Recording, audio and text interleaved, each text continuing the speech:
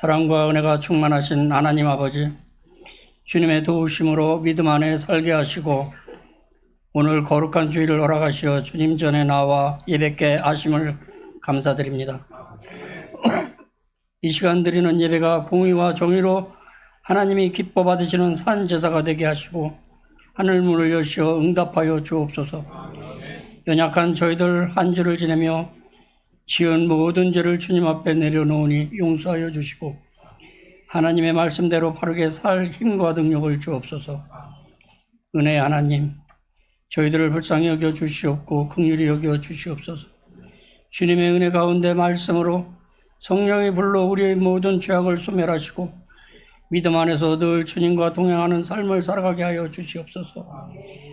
근본 가는 태풍으로 인해 어려움을 겪게 된 수재민들이 있습니다. 갑작스러운 태풍 폭우로 인해 뜻하지 않게 집을 잃고 살아가야 하는 이웃들을 불쌍히 여겨 주시옵소서.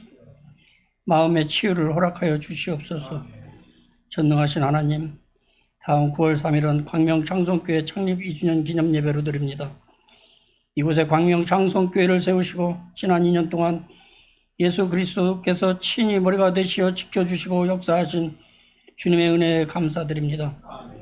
영광의 소망이신 예수님, 세상에 감추어진 아름다운 주님의 광명창성교회 목사님과 장로님들을 위시한 모든 성도들에게 마음의 치유와 육신의 질병으로 힘들어하는 모든 것들을 소멸시켜 주시길 기도드립니다. 우리의 갈망을 채워주시옵소서. 광명창성교회 교육부에서부터 청년과 장년부에 영원히 함께 예배하고 우리 교회를 통해 광명 성시가 되는 하나님의 나라로 변화시켜 주시어 복음이 활성화되는 그날이 속히 올 수 있도록 주님 역사하여 주시옵소서. 간절한 소원을 담아 저희들의 마음을 주 앞에 드리오니 붙잡아 주옵소서. 세상에 보화로 만족하지 않고 주님의 보화로 만족하는 성숙한 우리의 심령이 되게 하시고 사랑과 진리와 은혜가 가득 찬 교회가 되어 누림과 드림의 행복을 전하는 교회가 되게 하여 주시옵소서. 성령님께서 뜨겁게 역사하시는 교회로 성령 충만한 교회 되게 하여 주시옵소서. 사랑과 은혜의 주님, 강동교 담임 목사님을 축복해 주시옵소서. 영육간의 강건함을 주시고 광명창성교회의 성도들과 교회를 하나로 힘을 합쳐 하나님 나라 위에 사명 감당하실 능력을 더하여 주시옵소서. 전하시는 말씀마다 성령 충만케 하시고 말씀 증거하실 때 그 말씀의 권능이 말씀이 되어서 하나도 땅에 떨어짐 없이 죽어가는 영혼을 소생시키는 기적의 말씀 되게 하여 주시옵소서. 사모님과 가정의 아이들을 언제나 든든히 붙잡아 주시어 복의 근원이 되게 하여 주시옵소서. 이제 무더운 여름이 지나 가을의 문턱입니다. 온 성도님들 가정 늘 평안하게 하시고 건강과 축복을 주시옵소서. 물질로 어려움 당하지 않도록 주님 역사하여 주시옵고 성도들의 각 가정의 자녀들에게도 복을 주사 어느 곳에 있든지 복의 근원이 되게 하여 주시옵소서. 늘 주님께 영광 돌리는 삶으로 살아가게 하여 주시옵소서.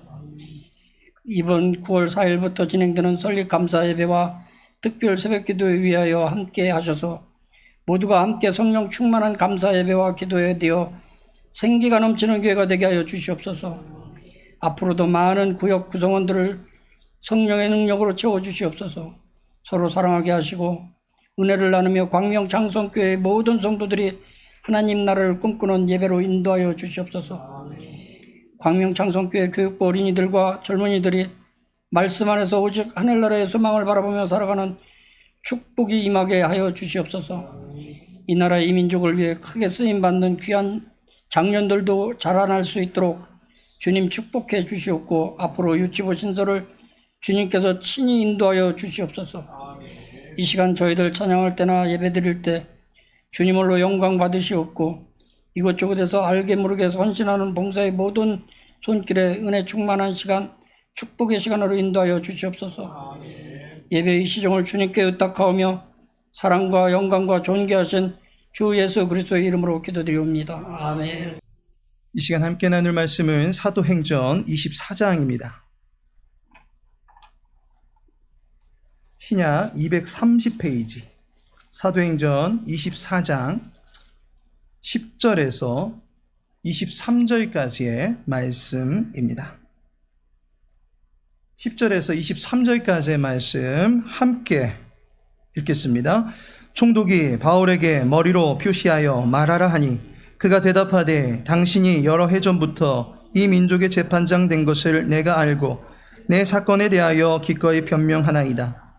당신이 아실 수 있는 바와 같이 내가 예루살렘에 예배하러 올라간 지 12이틀밖에 안 되었고 그들은 내가 성전에서 누구와 변론하는 것이나 회당 또는 시중에서 무리를 소동하게 하는 것을 보지 못하였으니 이제 나를 고발하는 모든 일에 대하여 그들이 능히 당신 앞에 내세울 것이 없나이다.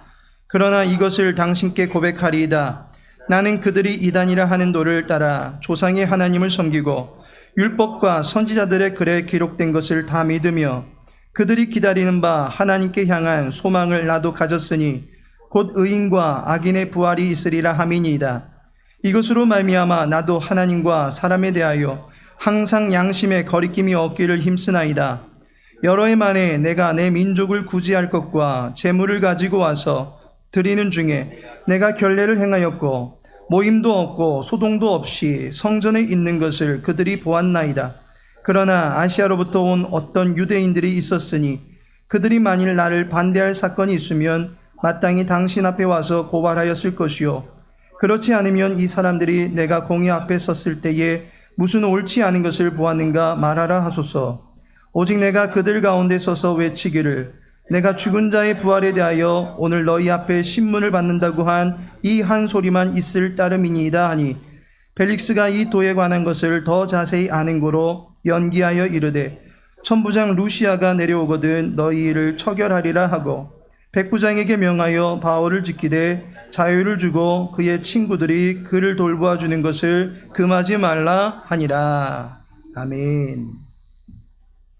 오늘은 본문의 말씀 통해서 가이사랴에서 생산하는 악행을 조심하라. 가이사랴에서 생산하는 악행을 조심하라 라는 제목으로 말씀 나누고자 합니다. 지난주에는 예루살렘에서 피어난 사랑을 우리가 나누었는데 오늘은 악행을 조심하라 라는 그러한 차원으로 좀 부정적인 제목입니다. 그럼에도 불구하고 오늘 말씀에 좀 필요한 그런 부분이다 보니까 이렇게 제목을 정하고 말씀 나누고자 합니다. 8월의 마음 돌판 로마서 13장 10절 말씀입니다. 우리 다 같이 한번 읽어보겠습니다. 사랑은 이웃에게 악을 행하지 아니하나니 그러므로 사랑은 율법의 완성이니라. 아멘. 외우고 계신 분도 계십니까? 사랑은 완성하는 것입니다. 가만히 있는 것은 야고보 사도가 볼 때에 행함 있는 믿음이 되지 못한다라고 말할 것입니다.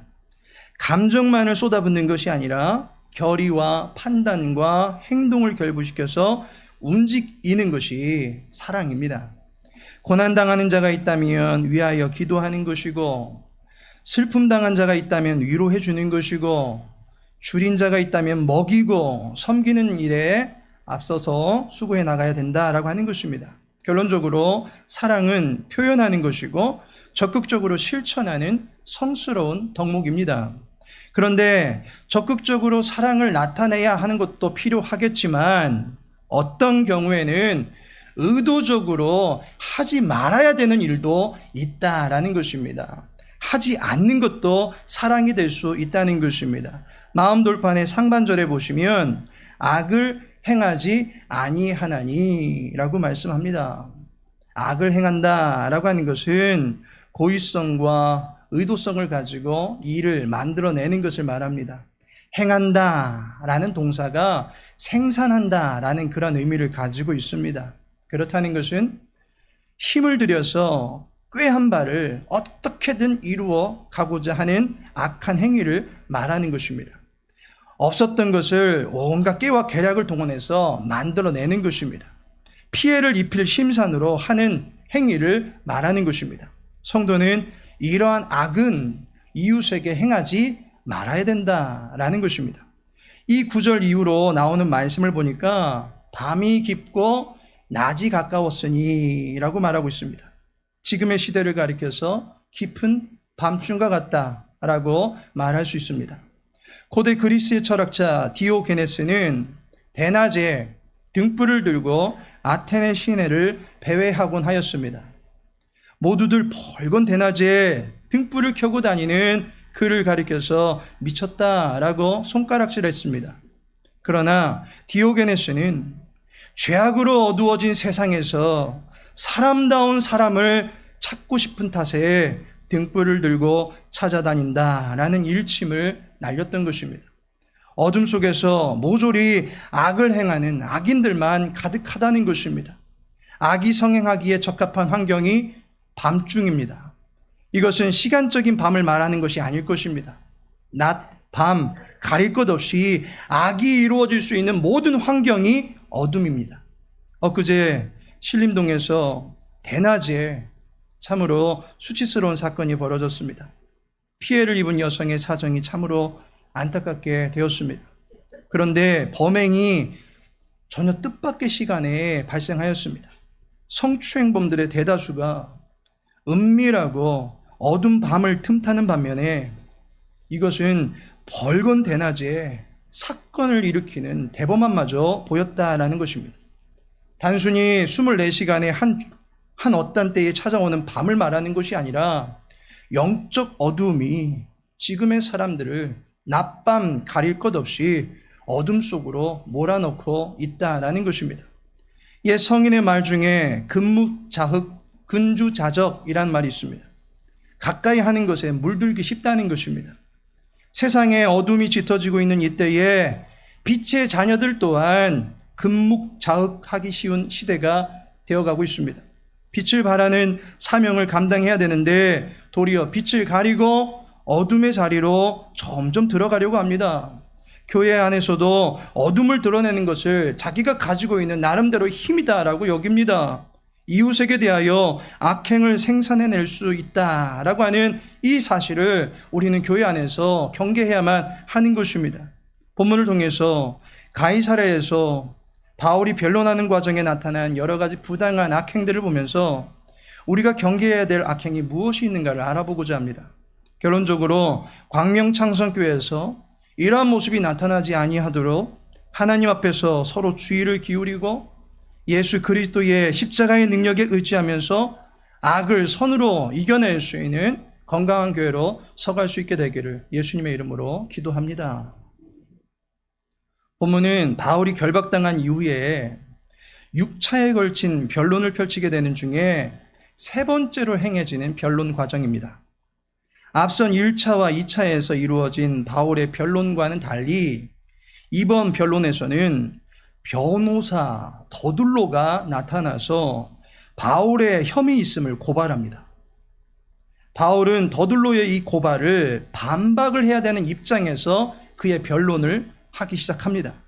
그가 반박하게 되는 내용들을 통해서 이웃에게 행하지 말아야 될 악행의 여러 가지 모습을 발견하게 됩니다. 그 첫 번째가 무엇이냐면 타인을 무시하는 악은 행하지 말아야 한다라는 것입니다. 마음 돌판인 로마서 13장 10절의 말씀과 거의 비슷한 말씀이 시편 15편 3절에 있습니다. 그의 혀로 남을 허물하지 아니하고 그의 이웃에게 악을 행하지 아니하며 그의 이웃을 비방하지 아니하며. 이웃에게 악을 행하지 아니한다라는 그 말씀을 중심에 두고서 앞과 뒤에 경계시키고 있는 악행이 있습니다. 바로 혀로 말미암아 발생하는 악행입니다. 성도는 혀로 말미암아 생산할 수 있는 악을 경계하라는 것입니다. 2차 세계대전 당시에 나치 정권은 유대인을 대량 학살하였습니다. 독일인들은 평소에도 유대인들을 가리켜서 기생충이다라고 불렀습니다. 땀 흘리지 않는 종자들, 고리대금업으로 돈을 빌어먹는 기생충 같은 존재들이라고 불렀던 것입니다.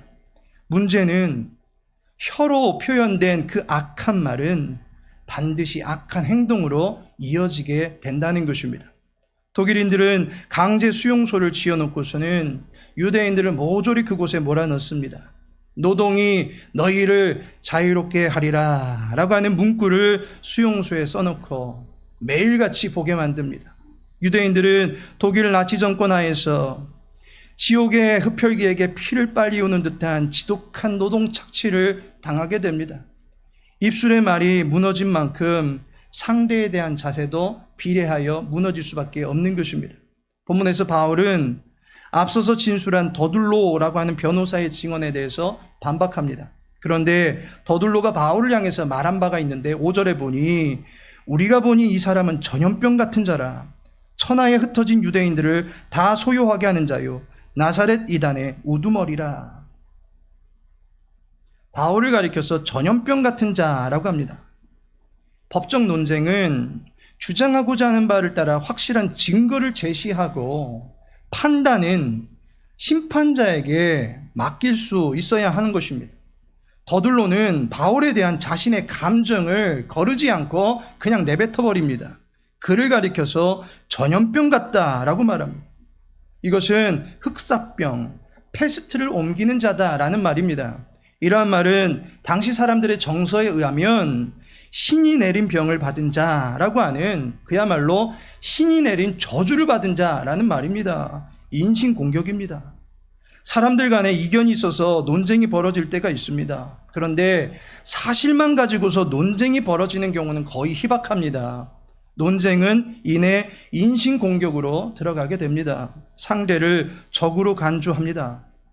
적군의 온 육체를 찢어야만 승리를 할 수 있다라고 하는 전투적 자세로 대화는 이미 격렬한 싸움이 되어버리고 맙니다. 논쟁의 결말은 나지 아니한 채 서로에 대한 격한 소리들만 오가게 됩니다. 나이가 몇 살이냐, 출신 학교가 어디냐와 같은 서로의 급을 따지면서 더 나아가서는 조상의 혈통까지 따져가면서 양반, 상놈 하는 그러한 수준에 이르기까지 막말을 내뱉게 됩니다. 예수님은 마태복음 5장 22절에 나는 너희에게 이르노니 형제에게 노하는 자마다 심판을 받게 되고 형제를 대하여 나가라 하는 자는 공회에 잡혀가게 되고 미련한 놈이라 하는 자는 지옥불에 들어가게 되리라 라고 말씀하셨습니다. 형제에 대한 분노는 자기 입으로 화염 방사기를 만들어서 내뿜는 것과 같은 것입니다. 그리고 자기 안에는 모든 정서를 메마르게 만들어버리는 것과 같습니다. 침이 마르고 감정이 메말라지고 영혼이 메말라지는 그러한 상태가 되게 만드는 것입니다. 왜 그런지 아십니까? 지옥불에 가깝게 가 있기 때문입니다. 지옥불에 들어가게 되리라 라고 예수님이 말씀하십니다.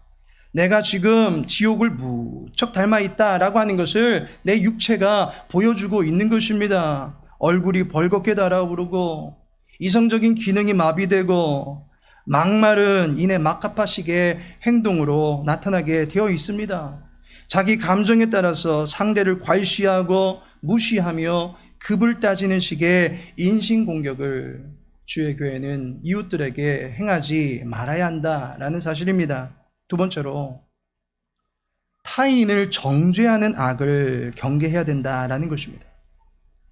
14절을 보시면 그러나 이것을 당신께 고백하리이다. 나는 그들이 이단이라 하는 도를 따라 조상의 하나님을 섬기고 율법과 선지자들의 글에 기록된 것을 다 믿으며. 그들이 이단이라고 하는 도를 바울이 따르고 있습니다. 여기서 그들은 유대인들입니다. 유대인들은 바울을 이단으로 본 것입니다. 잘못된 도를 쫓아간다라고 여긴 것입니다. 그런데 가만히 바울을 들여다보시면 바울은 하나님을 섬기고 있습니다. 그리고 율법과 선지자들의 글이라고 하는 구약의 말씀을 믿고 있습니다. 하나님과 계시의 말씀을 믿고 있습니다. 15절에 보면 부활을 믿고 있습니다. 이는 하나님이 심판주이심을 믿음과 아울러서 모든 인류의 최종 권세가 하나님께 있음을, 하나님이 최고시다라고 하는 것을 인정하고 있는, 그야말로 여호와의 왕되심을 높여드리고 있는 사람입니다. 16절에도 양심의 거리낌이 없기를 힘쓰며 살고 있고 17절에 구제하는 일에도 힘쓰며 살고 있습니다. 여호와 하나님께서 실천적인 신앙으로 명하신 것이 하나님을 사랑하고 자기를 사랑함과 같이 이웃을 사랑하라 라고 하는 것입니다. 이 모든 말씀을 바울이 따르고 있었습니다. 여기까지 볼 때에 바울이 이단입니까? 아닙니까? 바울을 이단이라고 얘기한다면 바울이 지금까지 믿고 따르고 있던 모든 것들이 유대인들과 동일한 것을 믿고 따르고 있을진데 유대인들도 이단이 되는 것입니다. 이것이 전형적인 내로남불입니다. 애시당초 바울에게 오해가 발생했던 것이 있었습니다. 바울을 오해했던 그러한 일로 인해 가지고 바울이 지금 소송에 휘말려 있는 것입니다. 어떤 오해였습니까? 그가 모세를 부인하고 할례나 율법도 무시하는 사람인 줄로만 알고 있었던 것입니다. 그런데 사도행전 16장 3절에 보시면 바울이 그를 데리고 떠나고자 할새 그 지역에 있는 유대인으로 말미암아 그를 데려다가 할례를 행하니 이는 그 사람들이 그의 아버지는 헬라인인 줄 다 알미러라. 바울이 디모데에게 할례를 행할 수 있도록 해줍니다. 왜 그렇습니까? 디모데가 유대인의 신분을 가지고 있기 때문입니다. 어머니가 유대인입니다. 그들의 선민의 거룩한 전통을 존중하여서 디모데에게 유대인들의 전통적인 할례를 행하게 한 것입니다. 바울로서는 율법을 무시한 적도 할례를 부정한 적도 없습니다. 모세를 배반하여서 다른 가르침을 내세운 적도 없습니다. 바울은 유대인들에게 있어서는 유대인으로서 함께 하였던 사람입니다. 유대인인 자기 동족을 사랑했고 그들에게 전수된 율법을 같이 소중하게 여길 줄 아는 사람이었습니다. 그런데 그가 이단으로 몰려버렸습니다. 바울이 디모데에게 할례를 행한 것은 구원과는 전혀 상관없는 차원에서 행하게 한 것입니다. 할례를 받아야 구원받는다가 아니라 구원과 상관없이 유대인으로서 종교적인 전통이 그와 같은 법이 있을진데 그 질서를 존중하여 행하게 한 것입니다. 그런데 바울을 이단시합니다. 그의 신앙을 너무나도 경솔하게 이단시화해버리는 것입니다. 오늘날 기독교에서 지향해야 될 것은 우리는 너무나도 쉽게 옳고 그름의 문제로 상대방을 정죄하려 한다라는 것입니다. 모든 것을 잘못이나 죄의 관점에서만 해석하려고 합니다. 교회들 간에도 내 교회는 맞고 다른 교회는 틀리다는 식으로, 내 교회는 주님이 세우신 교회이고 다른 교회는 사람이 세워놓은 교회다라고 하면서 자기들만 오른편에 서 있는 것처럼 말하려고 합니다. 우리 교회의 말씀은 하나님의 말씀이고 다른 교회에서 전하는 말씀은 세상 이야기이고 성경을 제대로 보지 못하는 말씀이라면서 심지어 하나님의 말씀이 없다라고까지 말하려 합니다. 그러나 바울은 투기와 분쟁으로 하든 착한 뜻으로 하든 전파되는 것은 모두 다 그리스도다라고 하는 넓은 시각으로 교회를 바라보았습니다. 교회를 세우신 분도 주님이시면 유치원서부터 대학원까지 고루고루 그 역할을 감당할 수 있는 교회를 학교처럼 세워놓으신 분도 주님이십니다. 주님의 교회의 수준을 논하면서 함부로 비판해서는 아니 되는 것입니다. 교회의 규모를 가지고도 좋은 교회를 운운하기 시작하면 얼마만한 규모를 가지고 있을 때 좋은 교회다라고 말할 수 있는 것입니까? 그 말 속에는 규모가 그들이 나름대로 정한 그 기준에 부합하지 못하면 수준이 떨어지는 교회다라고 보려고 하는 것입니다. 병든 환자에게 하나님이 벌을 내리셔서 그런 것이라고 함부로 말하기도 합니다.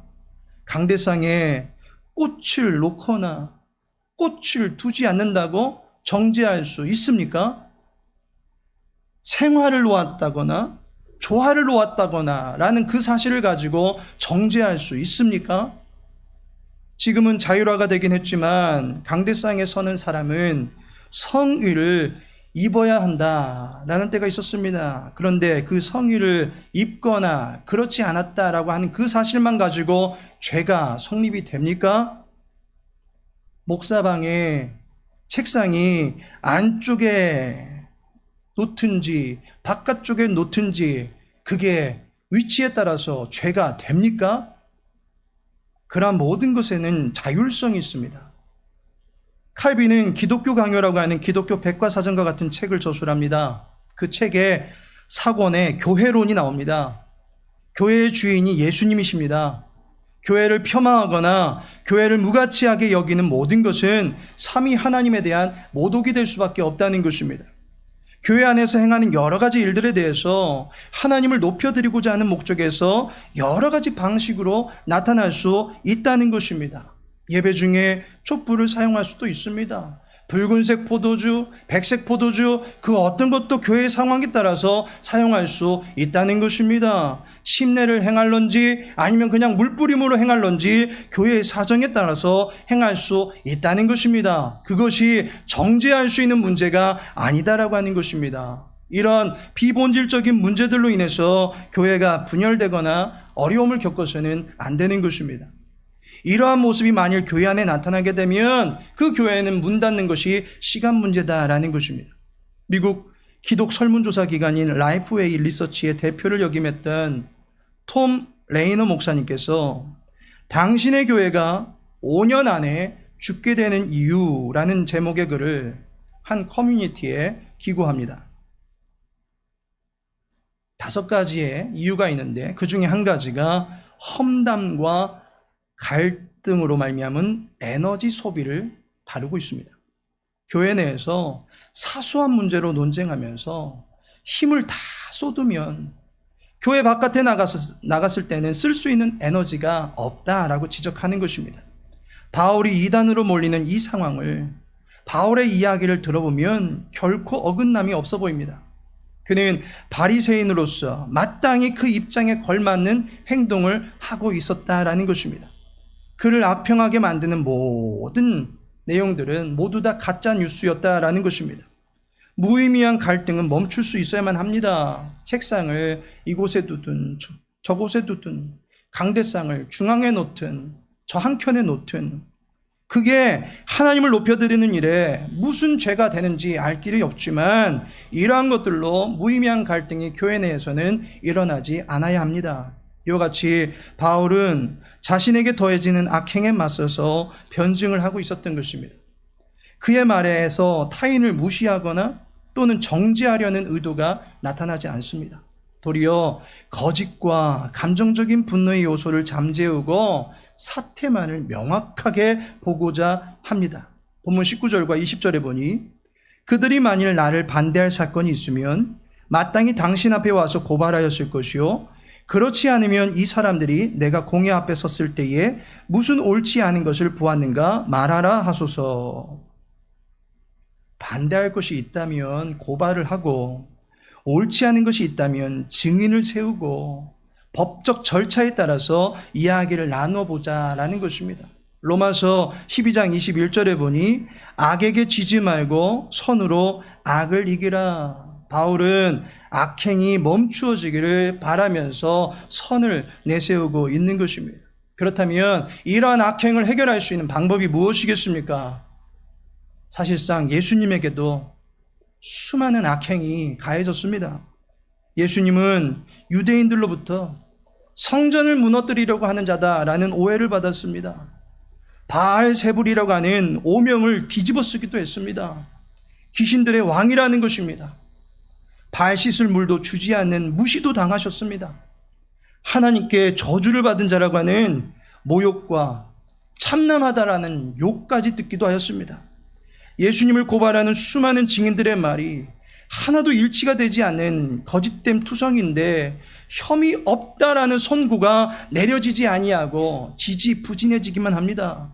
혐의 없다라고 빌라도가 3번을 말하면서도 처벌을 결국에는 내리는 모습을 보게 됩니다. 공의의 저울이 산산이 부서져 버린 어둠의 일인 것입니다. 바울이 당했던 악행, 그 이상의 악한 일들이 예수님에게 더해졌던 것을 보게 됩니다. 그런데 예수님께서 십자가에서 어떻게 하십니까? 누가복음 23장 34절에 이에 예수께서 이르시되 아버지 저들을 사하여 주옵소서 자기들이 하는 것을 알지 못함이니이다 하시더라. 예수님에게 행한 모든 죄악을 용서해 달라고 기도하고 계시는 것을 보게 됩니다. 악행은 그대로 놔두는 것이 아닙니다. 용서를 받아야 풀리게 되는 과제입니다. 따라서 이러한 악을 교회는 회개할 수 있어야 합니다. 교회는 예수님 앞에서 버릴 수 있어야 합니다. 그러할 때 죄에서 자유함을 얻을 수 있게 되는 것입니다. 율법은 우리의 죄를 보게 만듭니다. 로마서 3장 20절에 율법으로는 죄를 깨달음이니라 라고 말씀하고 있습니다. 그런데 그 율법은 죄를 보게 할 뿐이지 죄를 해결해 주지 못합니다. 그 죄는 오직 예수 그리스도의 사랑 안에서만 해결받을 수 있게 되는 것입니다. 율법은 꺼림직하게 들추어낸 죄의 문제를 예수님께서는 사랑으로 모조리 해결해 주실 수 있다라고 하는 것입니다. 악행을 벗어던질 수 있는 유일한 비결은 예수 그리스도의 능력에 있음을 믿으시기 바랍니다. 교회는 악행이 세워지는 터가 아닙니다. 그리스도의 십자가의 능력만이 세워져야 하는 것이 교회입니다. 교회 안에서 악행은 십자가 앞에서 그 효력을 금세 상실해 버리게 될 것입니다. 그리스도의 십자가로 모두 다 덮어버리고 소멸시키는 능력이 교회 안에 있기 때문입니다. 에베소서 2장 16절에 또 십자가로 이 둘을 한 몸으로 하나님과 화목하게 하려 하심이라. 원수된 것을 십자가로 소멸하시고, 십자가는 하나님과는 화목하게 만들고 죄는 내 안에서 소멸케 만드는 능력이 있는 것입니다. 이 십자가로 말미암아 그리스도 안에서 한 몸이 되어 성령으로 지어져 가는 것이 교회다라고 에베소서 2장 22절은 말하고 있습니다. 결국 교회 안에 나타나야 될 것이 무엇이겠습니까? 악행을 십자가로 도말해 주실 수 있는 그리스도의 능력이 교회 안에 나타나야 하는 것입니다. 그리스도께서 완성하신 사랑이 교회 안에 나타나야만 하는 것입니다. 그리스도께서 주인 되시는 교회는 반드시 악을 행하지 아니하며 사랑을 완성하는 과제를 달성함으로 말미암아 하나님께 칭찬을 받게 될 줄로 믿습니다.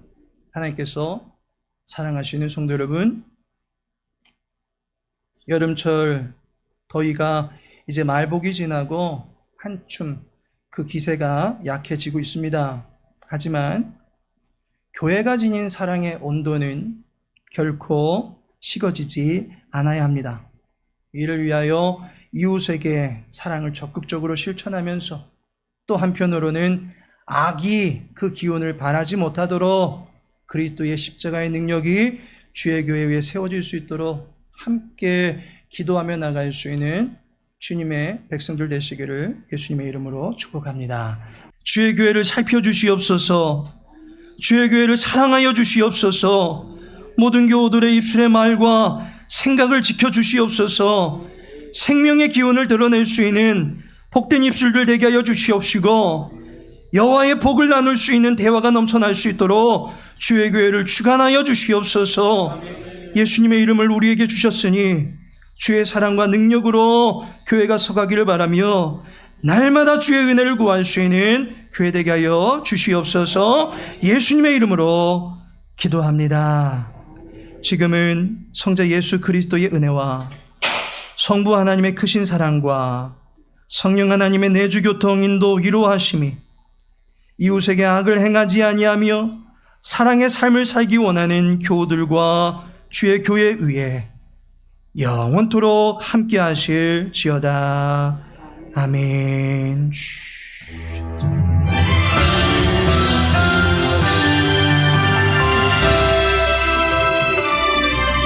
아버지 몸되게 우리 함께 시각해 주시옵소서. 우리 서로를 세워주시옵소서.